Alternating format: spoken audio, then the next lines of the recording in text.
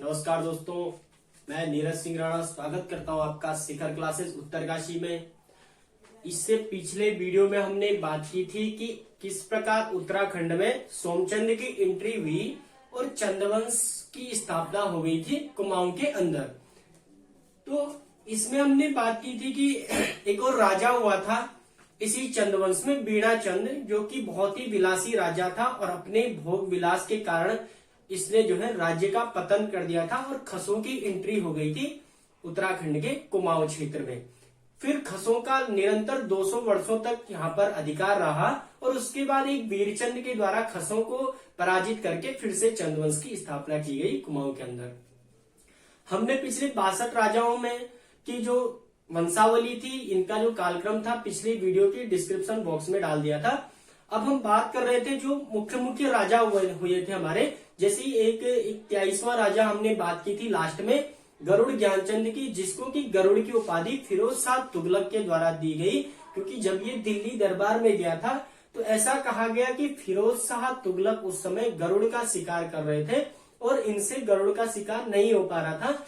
तो इस जो ये ज्ञानचंद था ये वहां पर गया और इसके द्वारा जो है गरुड़ को एक ही पहले ही प्रहार में मारा गया और इसके द्वारा फिरोज शाह तुगलक के द्वारा इस ज्ञानचंद को गरुड़ की उपाधि दी गई। यह हमारा 23वें क्रम का शासक था। अब 62 राजाओं की तो बात नहीं कर पाएंगे, लेकिन जो इस चंद्रवंश के अंदर मुख्य राजा हुए या प्रतापी राजा हुए या जिनके शासन काल में कुछ महत्वपूर्ण घटनाएं हुई, या तो किसी के अभिलेख मिले या ताम्रपत्र मिले, हम उनकी ही बात करेंगे जो परीक्षा की दृष्टि से महत्वपूर्ण रहेंगे। तो पिछले वीडियो में हमने 23वें राजा तक बात की थी और आज हम बात करेंगे एक मुख्य राजा की जो कि 34वें क्रम का था, विक्रमचंद। 34वें क्रम का राजा था और नाम था विक्रमचंद। और इसकी अगर शासन काल की बात करें विक्रमचंद की, तो 1423 से और 1437 इसका शासन काल माना जाता है। 1423 से और 1437 विक्रमचंद का शासन काल है, जो कि 34वें क्रम का शासक था चंद्रवंशीय राजाओं के अंदर में। अब इसके हमें 2 अभिलेख प्राप्त होते हैं, एक तो बालेश्वर अभिलेख जो कि कहां पे है, चंपावत, और दूसरा चंपावत अभिलेख। इसकी स्थापना इसके द्वारा 1423 में की गई। बालेश्वर अभिलेख की स्थापना विक्रमचंद के द्वारा 1423 में की गई और ये जो स्थापना चंपावत अभिलेख की, ये इसने 1434 के आसपास या 1434 ही लिखा गया है कहीं, तो 1434 ही मान के चलते हैं। तो ये जो बालेश्वर अभिलेख है किस चंद्रवंश का है या किस चंद शासक का है, तो विक्रमचंद का। और चंपावत जो अभिलेख है वो भी किस चंद शासक का है, तो विक्रमचंद। और बालेश्वर जो अभिलेख है इसकी स्थापना विक्रमचंद के द्वारा 1423 में की गई, जब ये राजा बना ही था शुरुआत में 1423 में। और उसके बाद एक और अभिलेख चंपावत अभिलेख, जिसकी स्थापना इसके द्वारा 1434 में की गई और 1437 में इस विक्रमचंद का शासनकाल पूर्णतः खत्म हो गया था। और आगे एक 35वें क्रम का राजा हुआ भारती चंद, जो कि बहुत ही महत्वपूर्ण था और ऐसा एक शासक था भारती चंद जो पहला स्वतंत्र शासक था, क्योंकि इससे पहले जितने भी चंद्रवंशीय शासक थे वो सबके सब क्या थे, एक सामंत राजा थे। सामंत राजा का मतलब वो किसी अन्य राजाओं के अधीन में थे। तो ये जो चंद्रवंशीय राजा थे ये डोटी नरेश के अधीन हुआ करते थे और डोटी नरेश को कर देते थे, ये टैक्स देते थे। तो ये भारती चंद पहला शासक है जिसने डोटी नरेश, उस टाइम पे अगर डोटी नरेश पूछा जाए कि कौन था, तो यक्षमल वहां का राजा था, यक्षमल, जिसके प्रति डोटी नरेश ने इस भारती चंद के द्वारा निरंतर 12 वर्षों तक आक्रमण किया गया और लास्ट में 1450 में विजय प्राप्त करके एक स्वतंत्र राजा या स्वतंत्र सत्ता इसने कुमाऊं के अंदर अपने चंद्रवंश की स्थापित कर ली थी। तो यह हमने 34वें क्रम का देख लिया और 35वें क्रम का हम देखेंगे अब भारती चंद।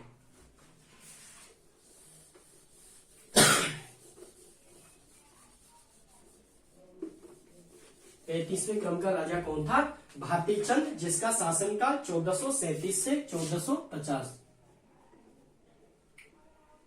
भारती चंद और 1437 से और 1450 इसका शासन काल रहा भारती चंद का, जो कि 35वें क्रम का चंदवंशीय शासक था।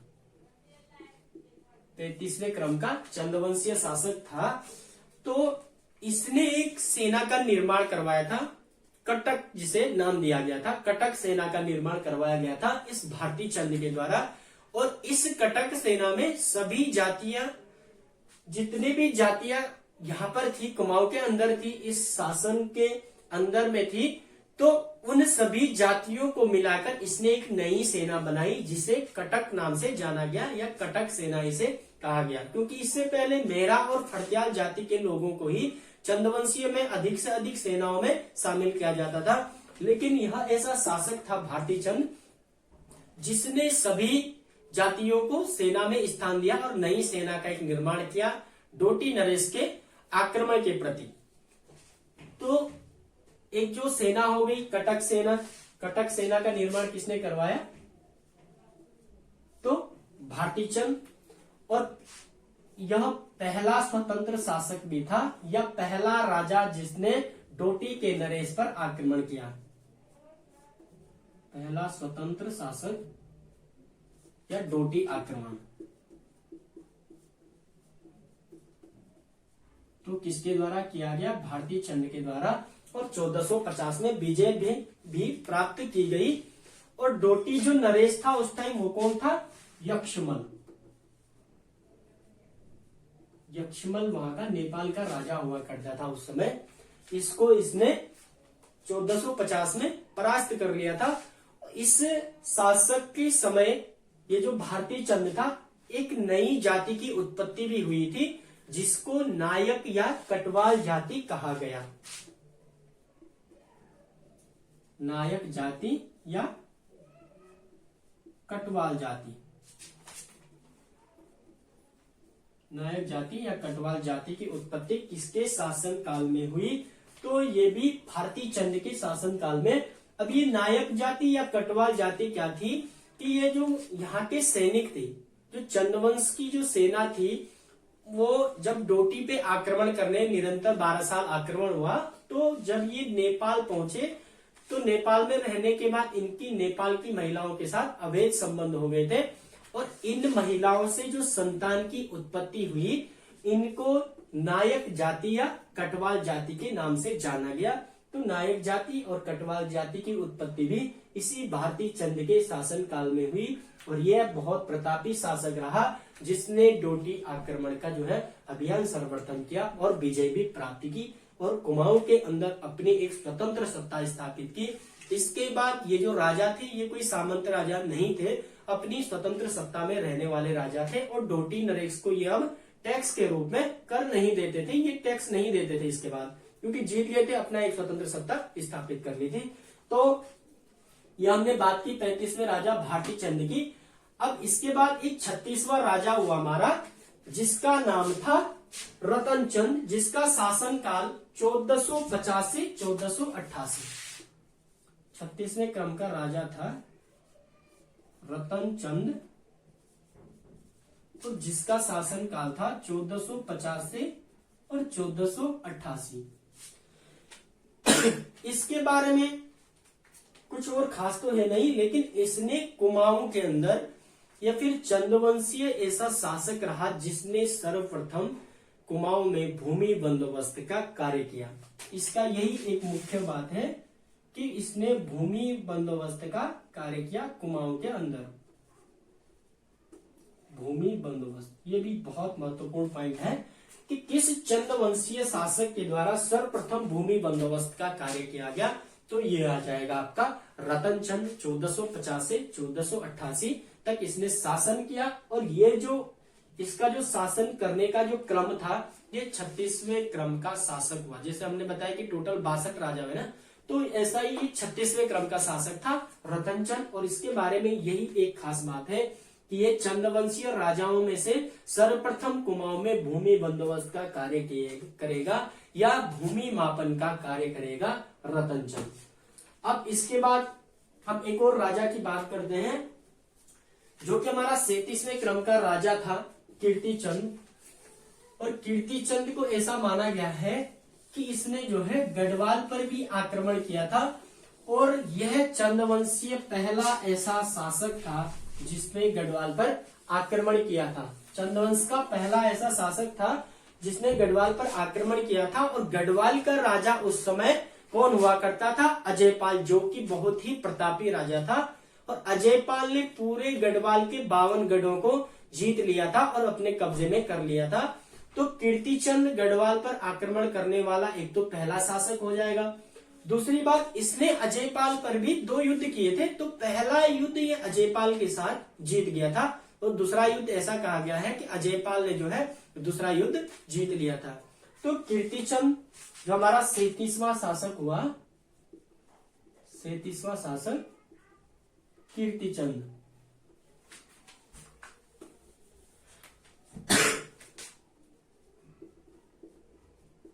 कीर्तिचंद और शासन काल की अगर कीर्तिचंद की हम बात करें तो इसका शासन काल था हमारा 1488 से और 1503। 1488 से 1503। और बद्रीदत्त पांडे द्वारा कहा गया कि ये जो राजा था कीर्तिचंद, इसका जो संपूर्ण शासन काल रहा वो पूरा का पूरा युद्ध में ही बीता, क्योंकि इसके दरबार में कोई एक सिद्ध गुरु आया था और इसने कहा था कि जहां तक तेरे बाजे की आवाज जाएगी वहां तक तेरा साम्राज्य विस्तार होगा। और इसी साम्राज्य विस्तार की लालच में ये पूरी उम्र अपनी जो है युद्ध में बिताता है। और इसीलिए इसको बद्रीदत्त पांडे कहते हैं युद्ध प्रिय राजा। युद्ध प्रिय राजा। तो युद्ध प्रिय राजा बद्रीदत्त पांडे ने किसे कहा था? तो यही कीर्तिचंद्र था। और इस समय गढ़वाल का शासक अजयपाल था, तो इसने गढ़वाल पर भी आक्रमण किया।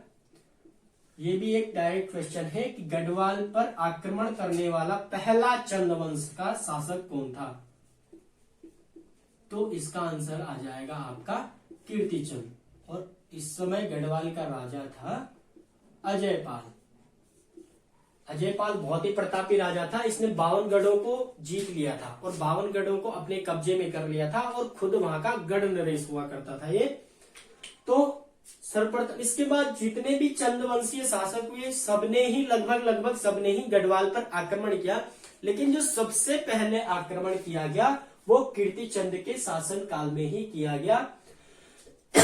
और इसको बद्रीदत्त पांडे के द्वारा क्या कहा गया? तो युद्ध प्रिय राजा कहा गया। अब इसके बाद एक और राजा आता है हमारा भीष्मचंद। भीष्मचंद इसने एक तो खगमरे किले का निर्माण करवाया और दूसरा इसने जो महत्वपूर्ण कार्य किया जो कि एग्जाम की दृष्टि से बहुत ही महत्वपूर्ण है, इसने राजधानी परिवर्तन का भी कार्य किया भीष्मचंद ने। और राजधानी अपनी कहां स्थापित कर ली? अल्मोड़ा में, आलमनगर अल्मोड़ा में। चंपावत से राजधानी परिवर्तन करके आलमनगर अल्मोड़ा में राजधानी स्थापित कर ली भीष्मचंद ने। तो भीष्मचंद के बारे में बात करते हैं जो कि हमारा 43वें क्रम का राजा था, क्योंकि उसके बाद 37वें क्रम के बाद कोई मुख्य ऐसे राजा नहीं हुए जिनके शासन काल की बात कर सकते हैं। तो हमारा एक 43वां ऐसा राजा हुआ जिसका नाम था भीष्मचंद। और भीष्मचंद की शासन काल की बात की करी जाए तो 1555 से 1560।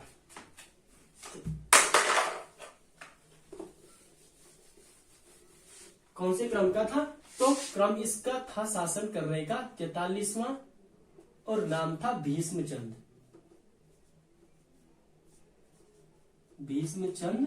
और शासन काल की अगर बात की जाए तो 1555 से और 1560 इसने शासन किया था। किसने? भीष्मचंद ने। एक तो सर्वप्रथम इसने राजधानी परिवर्तन का काम किया और अपनी राजधानी चंपावत से कहां? आलमनगर अल्मोड़ा।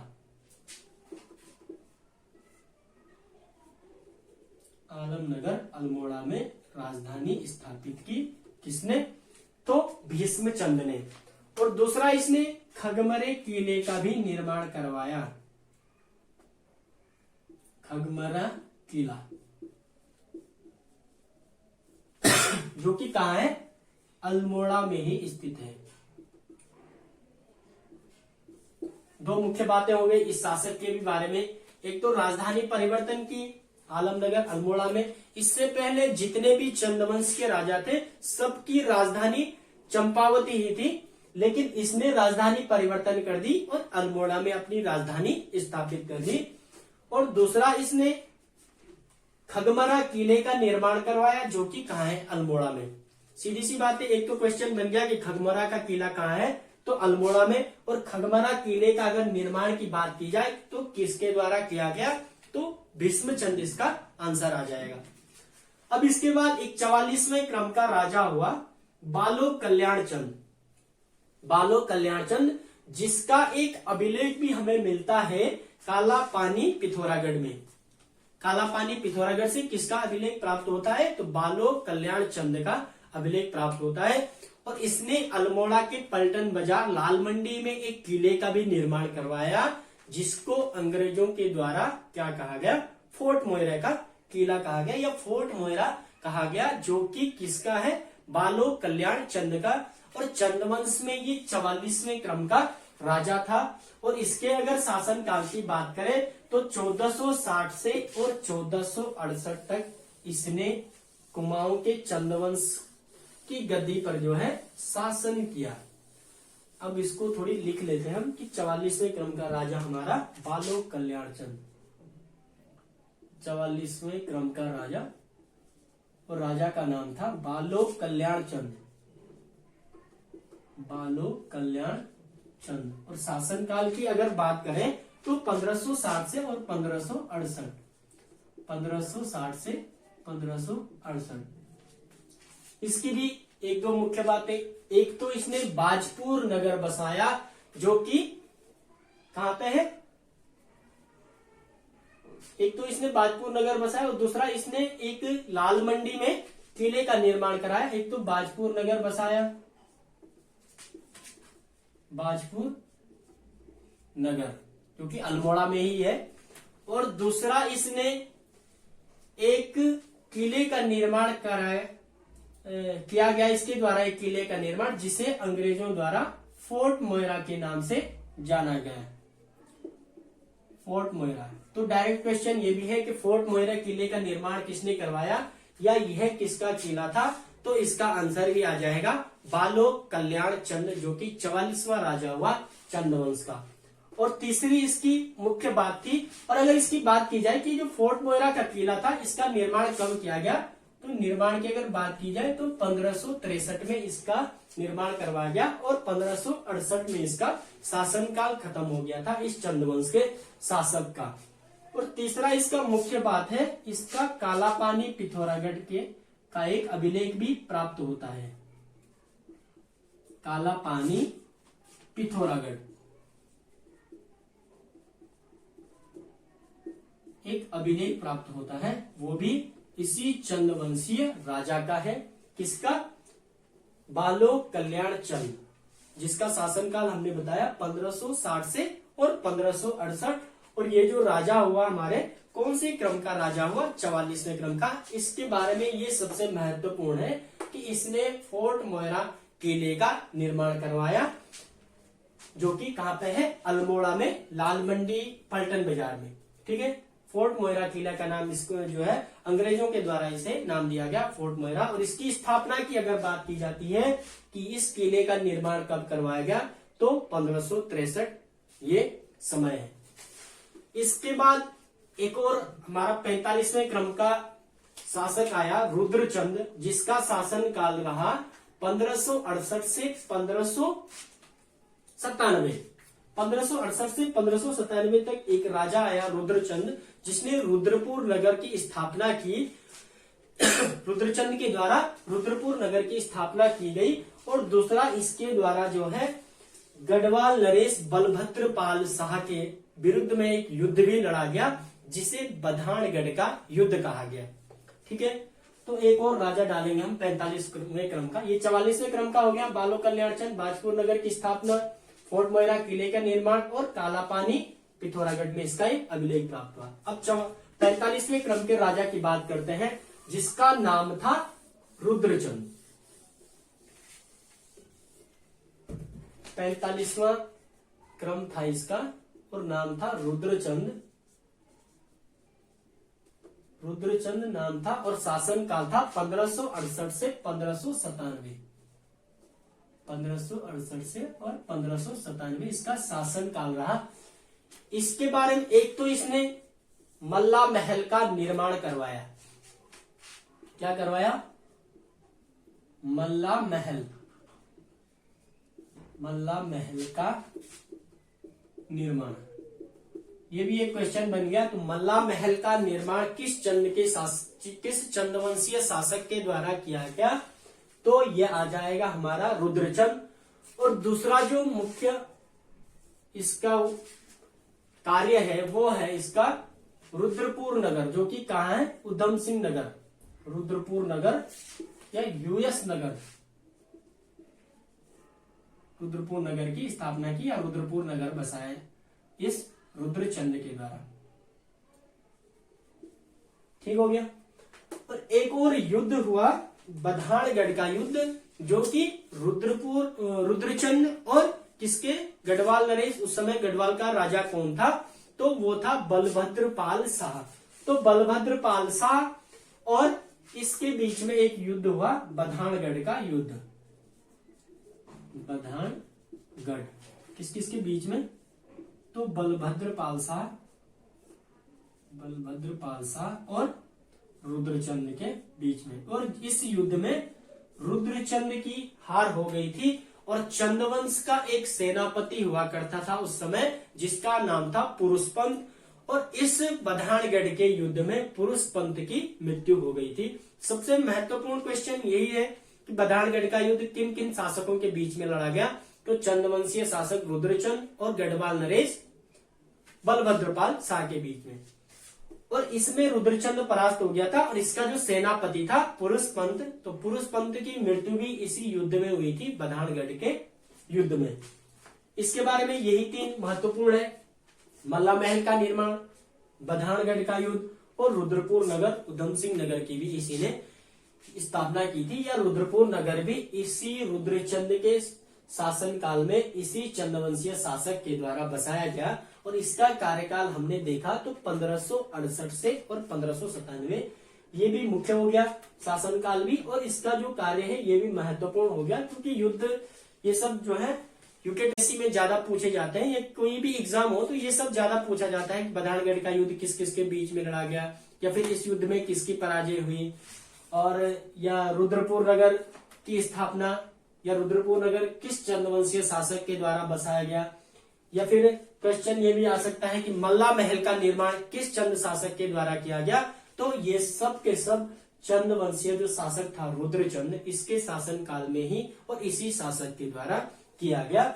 और एक और महत्वपूर्ण राजा हमारा आता है अब 46वें क्रम का, जिसका नाम था लक्ष्मीचंद। और लक्ष्मीचंद का जो शासन काल था वो था 1597 से और 1621 तक। लक्ष्मीचंद इस चंदवंश की राजगद्दी पर शासन करेगा। और ये एक ऐसा शासक था, क्योंकि पहला जो शासक था जिसने गढ़वाल पे आक्रमण किया वो तो हमने देखा कौन था? कीर्तिचंद। कीर्तिचंद ने सर्वप्रथम अजयपाल के विरुद्ध, गढ़वाल जो नरेश हुआ करता था उसके विरुद्ध आक्रमण किया गया था सर्वप्रथम। इसके बाद हमने कहा कि लगभग सभी राजाओं के द्वारा गढ़वाल पर आक्रमण किया गया। तो ऐसा ही एक हमारा 46वें क्रम का राजा हुआ, जिसका नाम था लक्ष्मीचंद। लक्ष्मीचंद। और ये जो है जहांगीर का शासन काल के दौरान इस कुमाऊं की चंदवंश की राजगद्दी पर राज कर रहा था जहांगीर के शासन काल में। और इसका शासन काल है चंदवंश के शासन काल के अंदर अगर देखा जाए तो 1597 से और 1621 तक इस गद्दी पर जो है लक्ष्मीचंद ने शासन किया। और इसको बोला जाता है कि ये जहांगीर के दरबार में भी गया पहुंचा था, दिल्ली दरबार में। और इस शासक को का जो उल्लेख है वो तुजुक ए जहांगीरी में भी मिलता है, और तुजुक ए जहांगीरी में इसे लक्ष्मी चंद के नाम से जाना गया है। और इस चंदवंशीय जो शासक था इसके शासन काल में जो गढ़वाल का राजा था वो कौन था? मानशाह। तो ऐसा कहा गया है कि इस लक्ष्मी चंद के द्वारा गढ़वाल नरेश मानशाह पर लगातार 8 बार आक्रमण किया गया था, और उन 8 आक्रमणों से निरंतर 7 आक्रमण ये लक्ष्मी चंद हार गया था, जिसकी वजह से यहाँ की प्रजा ने या इसकी प्रजा ने या स्थानीय लोगों ने इसे लकुली बिराली की भी संज्ञा दी थी। लकुली बिराली या कह सकते हैं डरपोक राजा, इस टाइप का, क्योंकि निरंतर 7 बार यह युद्ध हार गया था। 8वें बार जब इसने गढ़वाल नरेश मानशाह पर आक्रमण किया तो 8वां युद्ध ये जीत गया था, और गढ़वाल नरेश जो मानशाह था, गढ़वाल का एक सेनापति था खतड़ सिंह, जिसकी मृत्यु इस 8वें आक्रमण में हो गई थी। और इस खुशी में, क्योंकि गढ़वाल नरेश इसने पराजित कर लिया था और गढ़वाल का सेनापति खतड़ सिंह मारा गया था, इस जीत की खुशी में या जीत के जश्न में इस चंदवंश ने कुमाऊं के अंदर एक त्योहार मनाया जिसे खतड़वा त्योहार कहा गया, और आज भी कुमाऊं के अंदर यह प्रचलन में है। तो यहाँ से 2 क्वेश्चन बन सकते हैं। एक तो 8वें आक्रमण में किसकी मृत्यु हुई? गढ़वाल नरेश जो मानशाह था उसका सेनापति कौन था? तो खतड़ सिंह। और खतड़वा त्योहार कहाँ मनाया जाता है? तो ये भी डायरेक्ट आंसर कुमाऊं में, जो कि अभी भी प्रचलन में है वहां पे खतड़वा त्योहार। तो इसके लक्ष्मी चंद की बात करते हैं। एक तो गढ़वाल पर 8 बार आक्रमण किया, गढ़वाल पर 8 बार आक्रमण, जिसमें से ये 7 तो निरंतर हारता रहा, 8वां इसने जीता था, और गढ़वाल नरेश खतड़ सिंह की मृत्यु हुई थी। खतड़ सिंह गढ़वाल सेनापति, गढ़वाल सेनापति की मृत्यु हुई थी, और इसी वजह से खतड़वा त्योहार भी प्रचलन में आया था। खतड़वा त्योहार जो कि कुमाऊं में मनाया जाने वाला एक प्रमुख त्योहार है, और इसी लक्ष्मी चंद को लकुली बिराली भी कहा गया है। ये भी एक डायरेक्ट क्वेश्चन है कि लकुली बिराली किस चंदवंशीय शासक को कहा जाता है? तो लक्ष्मी चंद को, क्योंकि लकुली बिराली यानी कि कह सकते हैं डरपोक राजा, तो इसी चंद शासक को ही लकुली बिराली के नाम से जाना जाता है। इसने कुछ प्रमुख कार्य भी किए हैं, जैसे मंदिरों का जीर्णोद्धार इसने करवाया है। उसमें से एक विशेष मंदिर है बागनाथ मंदिर, जिसका जीर्णोद्धार भी इसी लक्ष्मी चंद के शासन काल में किया गया। चौथा इसका पॉइंट है बागनाथ मंदिर का जीर्णोद्धार।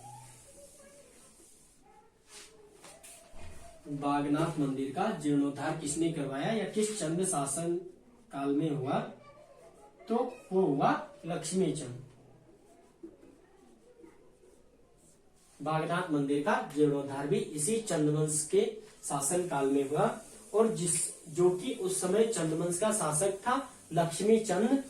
और इसका उल्लेख हमें तुजुक ए जहांगीरी में भी मिलता है, क्योंकि ये जहांगीर का समकालीन था, क्योंकि जब दिल्ली में जहांगीर का शासन काल चल रहा था तो इस समय ये चंदवंशीय लक्ष्मी चंद यहाँ पर कुमाऊं में राज्य कर रहा था।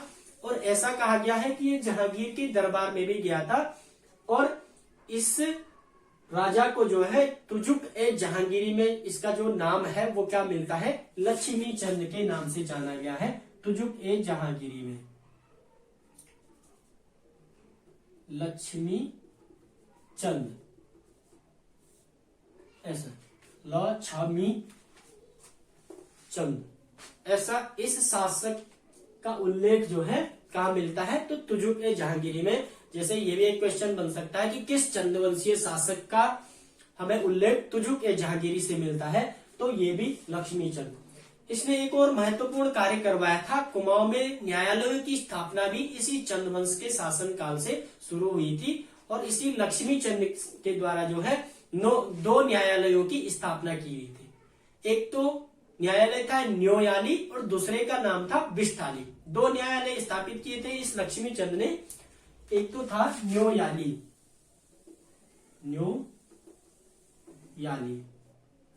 और दूसरा था बिष्ठाली। अब ये अलग अलग न्यायालय, इनमें क्या था, ये जो न्योयाली न्यायालय था इसमें समस्त जनता की सुनवाई का कार्य किया जाता था। समस्त जनता के जो आपराधिक मामले होते थे उनकी सुनवाई न्योयाली में की जाती थी। और जो बिष्ठाली था, यहाँ पर जो सैन्य मामले होते थे, सैन्य आपराधिक मामले होते थे, इनकी सुनवाई बिष्ठाली में की जाती थी। सैन्य संबंधी मामले। तो दो न्यायालय अलग अलग आ गए, जो कि ये भी बहुत महत्वपूर्ण है, न्योयाली और बिष्ठाली। या डायरेक्ट क्वेश्चन आ सकता है कि चंद्रवंशीय शासन काल में जो बिष्ठाली जो न्यायालय था उसमें किस आपराधिक मामलों की सुनवाई की जाती थी। तो सैन्य संबंधी जो भी आपराधिक मामले होते थे उसकी सुनवाई बिष्ठाली में की जाती थी। और बाकी जो समस्त जनता से जो आपराधिक संबंधित मामले थे वो न्योयाली में इनकी सुनवाई की जाती थी। ये इस राजा की महत्वपूर्ण बात है। एक तो न्यायालय की स्थापना, बागनाथ मंदिर का जीर्णोद्धार और गढ़वाल नरेश पर 8 बार आक्रमण किया गया और खतरड़वा त्योहार का प्रचलन भी इसी चंद्रवंशीय शासन काल के दौरान हुआ था कुमाऊं में। ये इसकी मुख्य बातें हैं और इसी को जो है लकुली बिरानी के नाम से जाना गया। अब क्वेश्चन कैसा बन सकता है कि किस चंद्रवंशीय शासक को लकुली बिरानी के नाम से जाना जाता था, या चंद्रवंश का ऐसा कौन सा शासक था जो लकुली बिरानी के नाम से प्रचलित था। तो वो था हमारा लक्ष्मी चंद और इसका शासन काल 1597 से 1621, जो कि शासन क्रम के हिसाब से देखा जाए तो 46वें क्रम का राजा था। अब हम सीधे बात करेंगे 50वें शासक की, जो कि बाज बहादुर चंद उसका नाम था। तो 50वां शासक बाज बहादुर चंद। और बाज बहादुर चंद का अगर शासन काल हम देखें तो इसका शासन काल था 1638 से और 1678। बाज बहादुर चंद 50वां शासक 1638 से और 1678 इसका शासन काल रहा। 50वां बाज बहादुर चंद और शासन काल 1638 से 1678। 1638 से 1678 इसका शासन काल है। और इसकी दो मुख्य बात है, महत्वपूर्ण बिंदु इसके क्या है। एक तो इसने बाजपुर नगर जो कि कहाँ है हमारा यूएस नगर, उधम सिंह नगर में स्थित है। तो बाजपुर नगर भी इसी बाज बहादुर चंद के द्वारा बसाया गया। ठीक है। और दूसरा जो इसका मुख्य बिंदु है वो है कि इसके द्वारा बाज बहादुर चंद के द्वारा एक तो ये बाजपुर नगर की स्थापना की गई और दूसरा एक मंदिर का निर्माण किया गया पिथौरागढ़ में, जिसका नाम है हथिया देवाल मंदिर, जो कि कहाँ स्थित है तो पिथौरागढ़ में ये मंदिर स्थित है। ये इसके दो ही महत्वपूर्ण बिंदु हैं जो परीक्षा की दृष्टि से महत्वपूर्ण है। बाजपुर नगर किस चंद शासक के द्वारा बसाया गया तो बाज बहादुर चंद। और हथिया देवाल मंदिर जो कि पिथौरागढ़ में, एक तो डायरेक्ट क्वेश्चन ही है हथिया देवाल मंदिर कहाँ पे स्थित है तो पिथौरागढ़ में। और अगर इसकी बात की जाए स्थापना की या इसका निर्माण किस चंद्रवंशीय शासक के द्वारा किया गया तो ये भी हमारा आ जाएगा बाज बहादुर चंद। और इसको हथिया देवाल मंदिर इसलिए कहा गया है कि कुछ प्रचलन में ऐसा माना गया है कि इसको हथिया देवाल मंदिर इसलिए कहा गया है कि जिस कारीगर के द्वारा इसका निर्माण कराया गया, ये किया गया, उसके द्वारा यह एक ही हाथ से इसका निर्माण किया गया, इसीलिए इसे हथिया देवाल मंदिर कहा गया।